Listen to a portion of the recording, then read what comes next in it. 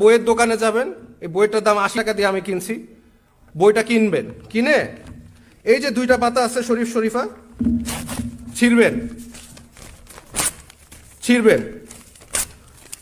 ছিঁড়ার পরে আপনারা ওই বইটা আবার দিয়ে দিবেন, দিয়ে বলবেন এটা কম, অর্ধেক দামে বেচো, যাতে মানুষের অ্যাওয়ারনেস হয় যে এই বইয়ের আমাদের প্রতিবাদ এটা হতে পারে যে আমরা এই বইয়ের দুইটা পাতা, এই শরীফ শরীফার পাতা ছিঁড়ে ওই বইটা আবার ওদের কাছে দিব, আমার টাকা দিয়ে আমি ছিঁড়বো। অধিকার নিয়ে অনেক আগে থেকে লিখেছি, কিন্তু ট্রান্সজেন্ডার যখন হিজড়াদের অধিকার নিয়ে যায়, এর থেকে বড় ভয়ঙ্কর বিষয় হচ্ছে যখন বাচ্চাদেরকে ট্রান্সজেন্ডার এই এই আদর্শ দিয়ে তাদের মগজ ধোলাই করা হচ্ছে। আমি ওখানে আসসালামু আলাইকুম সুপ্রিয় দর্শক বন্ধুরা, এবার বাংলাদেশের শিক্ষা ব্যবস্থার নানা বিষয়গুলোকে কেন্দ্র করে এবং সেই সাথে নতুন কারিকুলামের নানা বিষয়গুলোকে কেন্দ্র করে একের পর এক অস্থিরতা কমছে না। দর্শক বন্ধুরা, এবার সপ্তম শ্রেণীর বিজ্ঞান বইয়ের প্রথম 2 পাতা ছিঁড়ে সেই শিক্ষকের প্রতিবাদের কারণে এবার ব্র্যাক ইউনিভার্সিটির সেই শিক্ষকের চাকরি হারা হয়েছেন।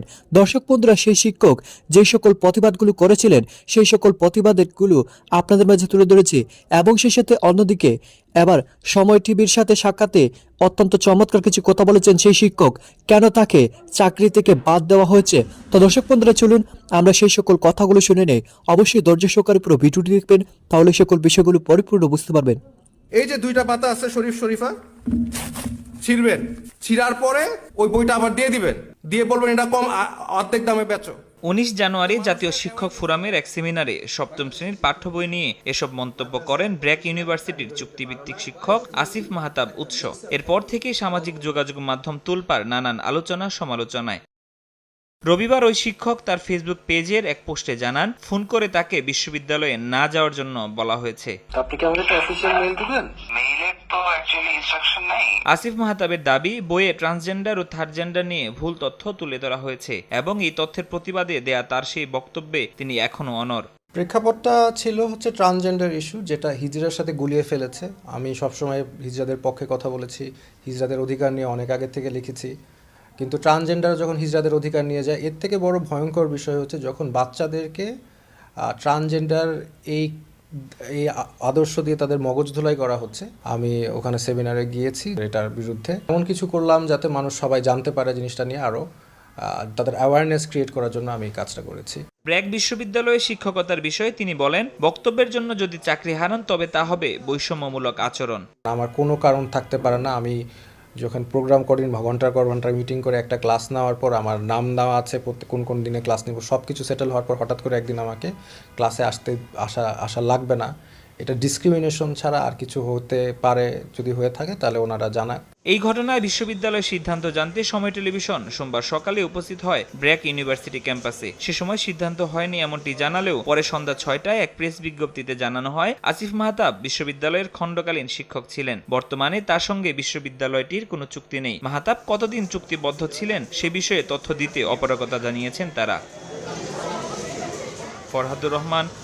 বইয়ের দোকানে যাবেন, এই বইটার দাম ৮০ টাকা দিয়ে আমি কিনছি। বইটা কিনবেন, কিনে এই যে দুইটা পাতা আছে শরীফ শরীফা, ছিঁড়বেন, ছিঁড়ার পরে আপনারা ওই বইটা আবার দিয়ে দিবেন, দিয়ে বলবেন এটা কম, অর্ধেক দামে বেচো, যাতে মানুষের অ্যাওয়ারনেস হয় যে এই বইয়ের আমাদের প্রতিবাদ এটা হতে পারে যে আমরা এই বইয়ের দুইটা পাতা, এই শরীফ শরীফার পাতা ছিঁড়ে ওই বইটা আবার ওদের কাছে দিব, আমার টাকা দিয়ে আমি ছিঁড়বো।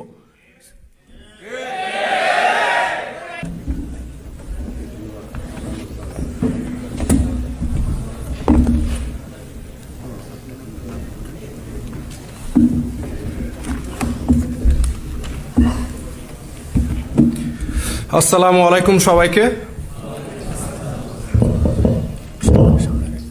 আমি খুব সংক্ষিপ্ত বক্তব্য রাখব। আমি যখন ছোটবেলায় প্রথম লূত আলাইহিস সালামের গল্প শুনি, তখন এটা বিশ্বাস করতে ইমানি দুর্বলতার কারণে অনেক কষ্ট হয়েছে। কিভাবে সম্ভব সমকামীরা, একটা জাতি, একটা রাষ্ট্র কিভাবে সমকামী হতে পারে? এটা কি সম্ভব? এটা তো কল্পকাহিনীর মতো লাগতো ছোটবেলায়, যেটা কিভাবে সম্ভব। শুধু যে সমকামী একজন দুজন বা একটা রাষ্ট্র সমকামী সেটা না, যারা সমকামী না লূত আলাইহিস সালামের সময়, তাদেরকে সমকামীরা জোর জবরদস্তি করে তাদেরকে প্রেসার দেয়। এইটা কিভাবে সম্ভব? কোরআনে লেখা আছে, বিশ্বাস করা খুবই কঠিন। কিন্তু তারপরে আমি খুব আমার সিনিয়র লেকচারার যারা আছে তারা বিদেশে অনেক আগে গিয়েছে, আমি অনেক একটু জুনিয়র সবার থেকে বয়সে, আমি রিসেন্টলি গিয়েছি, পাশ করে মাস্টার্স পাশ করে এসেছি।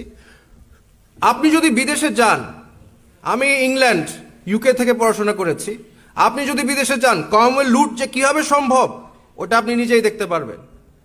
সরওয়ার স্যার বলেছেন 40% আমেরিকানরা এখন সমকামী, বাচ্চা কাচ্চারা 40%। তার মানে কি দুজনের মধ্যে একজন সমকামী, কিভাবে সম্ভব? শুধু যে তাই না, ইংল্যান্ডে যে আমি গিয়েছি, আমার এখন গতকাল আমার ফ্রেন্ডের সাথে কথা হচ্ছে, পিএইচডি করছে আমেরিকায়, বলছে এই সমকামী বিষয়ে এলজিবিটি ব্যাপারে ট্রান্সজেন্ডারের কথা বললেই আপনার শেষ, লাইফ শেষ। এবং এটা আমি নিজে ফেস করেছি। আপনার ইংল্যান্ডের জেলে আপনার ওখানে গেলে আপনার আপনি যতক্ষণ না পর্যন্ত বলবেন লাইলা সমকামী, এটা না বলা পর্যন্ত তারা আপনাকে শান্তি দিবে না, আপনাকে চাকরি দিবে না। আপনি যদি পড়াশোনা করেন আপনাকে পড়াশোনা থেকে আপনাকে ইউনিভার্সিটি থেকে বাইর করে দিবে। আমার বাবা জমি জমা বিক্রি করে বিদেশে পাঠিয়েছে। আমরা এখন যাদেরকে পাঠাচ্ছে বিদেশে, আপনার ছেলেমেয়েরা যারা বিদেশে যাচ্ছে তাদের কি সমকামী বানানো হচ্ছে না? অবশ্যই। কারণ আপনি একদিন দুই দিন সহ্য করবেন, তারপরে কিন্তু আস্তে আস্তে মানুষের মনোবিজ্ঞান তাই বলে যে মানুষ সবার সাথে মিলতে চায়। যখন দেখবেন আপনাকে সবাই কোথাও দোকানে গেলে আপনার সাথে কেউ কথা বলছে না, আপনার সাথে সবাই গালাগালি দিচ্ছে, আপনাকে কেউ চাকরি দিচ্ছে না, আপনাকে ইউনিভার্সিটি থেকে বাইর করে দিচ্ছে, তখন আপনি চিন্তা করবেন আচ্ছা হইলে সমস্যা কি। এবং এটা আমরা ফেস করে আসছি, যারা সিনিয়র তারা কিন্তু ফেস করে না, আমি নিজের চোখে দেখে আসছি। যতক্ষণ না পর্যন্ত লা ইলাহা সমকামী বলবেন ততক্ষণ না পর্যন্ত আপনাকে নাসরবন্দারও ছাড়বে না, নট পসিবল। সো আমি এখন এই বিষয়ে আমরা বলি, আমার খুব কষ্ট হয়, আমি একজন শিক্ষক, আমার খুব কষ্ট হয়, কারণ আপনারা এটা সিরিয়াসলি নিচ্ছেন না। 40% আমেরিকায়, তার মানে গড়ে দুজনের মধ্যে একজন এই ট্রান্সজেন্ডার, এই সমকামী। কিন্তু আপনারা এটা সিরিয়াসলি নিচ্ছেন না। যাকে বলি সে হাসি দেয়, হেসে দেয়। এই ছেলে নিজেকে মেয়ে মনে করে, মেয়ে নিজেকে ছেলে মনে করে, কি এটা তো একটা হাসির বিষয় আসলেই।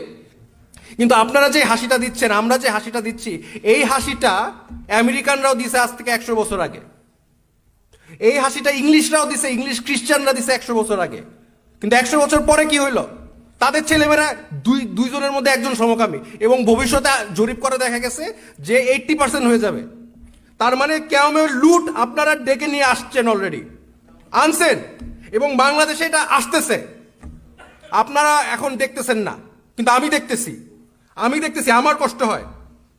আমার স্টুডেন্ট কিছু মানুষ আছে, হ্যাঁ, সরওয়ার স্যারের পিছনে যারা লাগছে তাদের অবজেক্টিভ হচ্ছে এগুলি বলবে, করবে, মেয়েদের মতো করবে, তারপরে বলবে আমাকে হুমকি দিছে, আমাকে আমেরিকা নিয়ে যাও, আমারে টাকা দাও, এরকম কিছু আছে। হ্যাঁ, কিন্তু এই যে আমার ছাত্রছাত্রীরা, আমার 2টা ছাত্রী, তো দর্শক বন্ধুরা, আপনারা হয়তো পুরো ভিডিওটি দেখে এবং এই শিক্ষকের এই সকল কথাগুলো শুনে অবশ্যই বুঝতে পেরেছেন সেই শিক্ষক অত্যন্ত চমৎকারভাবে প্রতিবাদ করেছিলেন, আর সেই প্রতিবাদের কারণে তাকে চাকরি হারা হতে হয়েছে। দর্শক বন্ধুরা, আমরা সকলে মিলে যদি প্রতিবাদ করি সেই অন্যায়ের বিরুদ্ধে, তাহলে সঠিক সমাধান আসতে পারে। তো দর্শক বন্ধুরা, আপনারা এই শিক্ষকের কথাগুলো শুনে এবং এই সকল বিষয়গুলো জেনে আপনাদের কাছে কি মনে হচ্ছে? সত্যি কি সেই শিক্ষক ভালো কাজ করেছেন? তো দর্শক বন্ধুরা, এ বিষয়ে আপনাদের মতামত অবশ্যই কমেন্ট করে জানিয়ে দেবেন। তো দর্শক বন্ধুরা, ভালো থাকুন, সুস্থ থাকুন, আল্লাহ হাফিজ, আসসালামু আলাইকুম ওয়া রাহমাতুল্লাহ।